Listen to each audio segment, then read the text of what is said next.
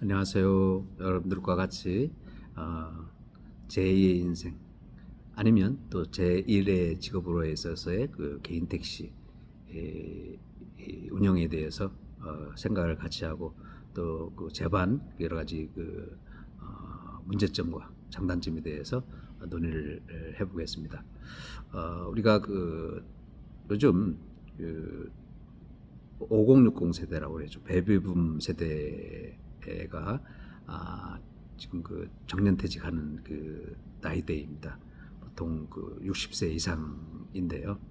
이런 요즘은 저출산 고령화 현상 때문에 이런 평균 수명이 남자들 같은 경우는 거의 80세 이상이 돼 있어요. 그래서 보통 60세를 정년으로 봤을 때 20년 이상을 더 사회적으로 활동을 할 수 있는 그런 나이입니다. 그래서 정년퇴직하거나 어떤 퇴직하고 나서 그냥 집에서 쉬거나 어떤 자기 시간을 갖고 그런 것보다는 어떤 일이든지 일을 하려고 하고 있는 그런 분위기죠. 또 이런 택시 운전에 대한 이런 인식도 과거와는 또 많이 달라졌어요.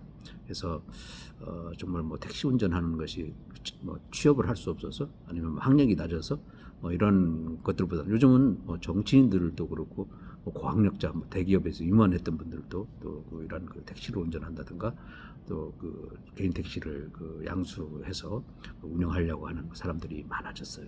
그리고 우리가 사회가 그런 민주화되고 또 우리 경제가 대국이 되면서 그런 세계화 현상과 더불어서 다문화 사회 이런 사회 변화에 대처하기 위해서 또 외국인들도 많이 또 이렇게 들어오고 또 우리 이 나라의 국적이 이런 세계 랭킹에 이렇게 들다 보니까 우리나라에 대한 어떤 이미지 제고 측면에 있어서 이런 택시 기사 들의 그런 역할이 또 직업에 대한 자부심이라든가 이런 것들이 상당히 높아졌다고 볼 수 있습니다.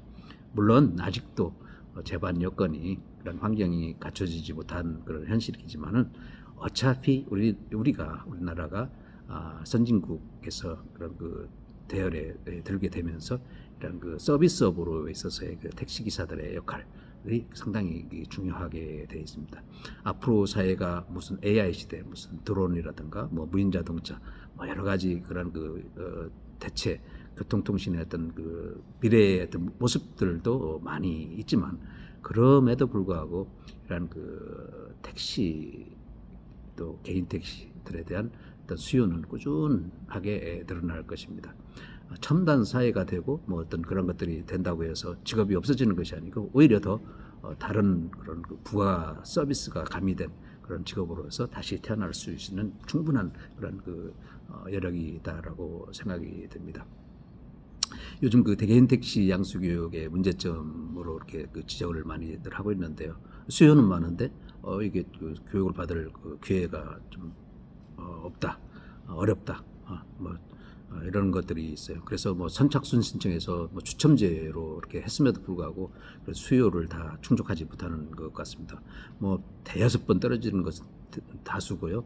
1년에 이제 4번 기회가 있는데도 안 되는 경우들이 많이 있다고 소식이 들립니다. 그래서 이런 교육제도를 빨리 어떤 바뀌어야 되고 또 이런 교육장 이런 신설 지금은 화성과 상주 2곳밖에 없는데 이런 증설한다는 말만 있고 아직 실천이 따르지 않는 그런 현실입니다. 기존에 있는 이런 시설들을 충분히 이용해 가지고 얼마든지 그런 개택시 이런 교육장을 신설할 수 있음에도 불구하고 적극적으로 대처하지 않는 것들은 이런 사회적인 그런 수요에 충족하지 못한다고 볼 수가 있겠습니다. 우리가 정부의 적극적인 그런 노력이 필요한 시점이라고 생각을 합니다. 개선해야 되겠죠. 빨리 개선해야 되겠죠. 교육은 누구나 받을 수 있게 하고 기회를 줘야 된다고 생각을 합니다. 이런 양수 교육에 대한 그런 수요가 꾸준히 증가하고 있다. 그리고 또 이런 개인 택시에 대한 그런 구입 문의 시대에도 꾸준히 늘고 있는 그 추세다라는 것을 여러분들에게 말씀드립니다. 그래서 정부에서는 우리가 다시 한번 권고합니다. 양수교육이 원활하게 진행될 수 있도록 제도적인 개선하고 교육장 등을 이렇게 증설해서 이런 것들이 원활하게 개인 택시를 양수할 수 있는 그런 그 환경을 조성해서 해주시기를 간곡하게 말씀드립니다. 이번 그 시간을 기회로 여러분들에게 개인 택시, 우리가 택시에 대한 역사를 한번 생각해보는 시간을 갖도록 하겠습니다. 우리가 1960년대라고 하면 우리나라가 정말 절대 빈곤 상태에서 경제 개발 계획을 한참 추진하던 때가 1960년대입니다. 또 베이비붐 그런 세대를 의미하는 그 시대이기도 하죠. 그래서 우리나라의 최초의 택시가 1962년 서울 택시라는 이름으로 태어났습니다. 그래서 초기에는 일반 대중성 있는 그런 의미가 아니었고요, 교통수단이 아니었고 부유층들이 이용하는 고급 그런 교통수단으로서 시작을 하게 됐습니다. 그리고 1970년대에는 경제 성장과 함께 이런 택시가 대중화되는 그런 시기를 맞게 됐었습니다. 우리가 이제 1980년대에는 이런 택시 운송 사업의 활성화가 진행이 되면서 개인 택시가 등장을 하게 됐습니다. 그래서 이런 개인 택시가 등장하던 의미는 기존에 어떤 것은 회사 택시와 달리 어떤 개인이 택시를 소유하고 운영하는 그런 방식으로 바뀌었다. 그래서 택시 운송 시장의 어떤 다변화를 꾀했다라는 의미를 찾을 수 있겠습니다. 이 개인 택시라는 것은 우리가 운송 시간의 중요한 축을 담당을 하게 됐는데요. 사회 발전에 이제 기여를 하게 됐습니다. 그래서 어떤 의미에서 사회 발전에 기여를 했냐? 대중교통이 부족한 그런 지역이 있죠. 이런 지역이라든가 또 심야 시간대 이런 개인 택시들이 운영이 됨으로써 그런 사회의 어떤 사각지대를 메우고 발전에 기여를 했다. 개인 택시가 필요한 이런데 필요했다라고 이렇게 볼 수가 있겠습니다.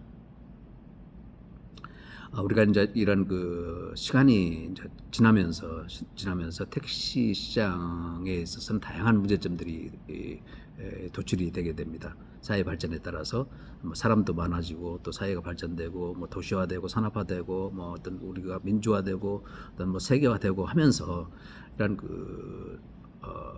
승차 거부라든가 이 승객을 가려서 태우는 거죠. 저 사람은 안 되겠다. 그냥 어디 단거리 가는 손님이구나. 아니면 저분은 좀 술이 취했는데 이게 좀 뭐라든가. 또 저분은 또 좀 인상이 좀 안 좋은데 아무튼 이런 승차 거부. 그다음에 불법 영업.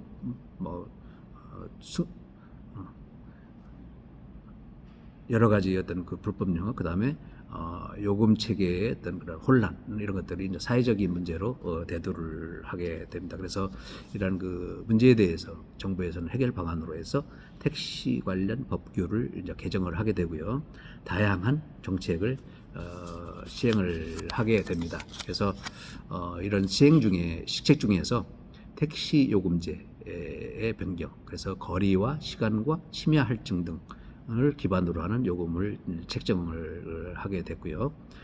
또 하나는 택시 호출 앱이 등장이 되죠. 여러분들 요즘 택시 호출 앱이 이제 등장해가지고 요금 체계가 더욱 다채롭게 다변화되고요.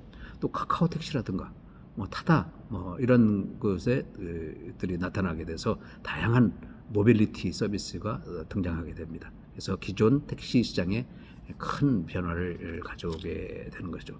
그래서 우리가 이런 급격한 그런 교통체계, 교통수단의 그런 변화가 가 있었는데요.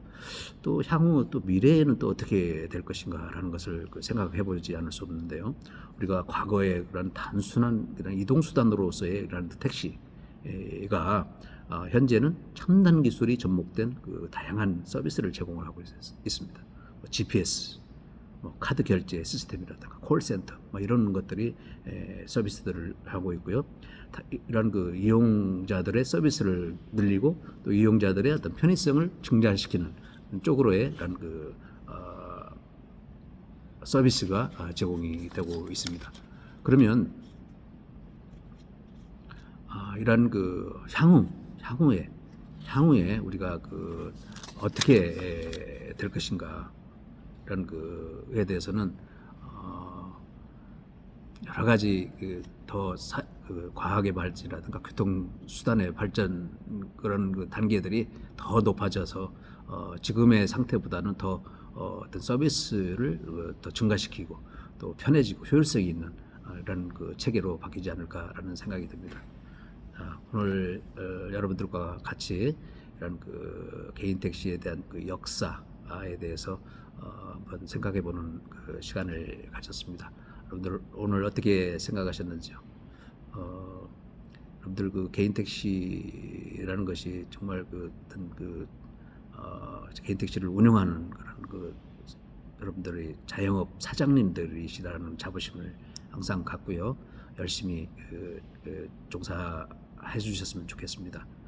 감사합니다. 여러분들 감사합니다. 건강하세요.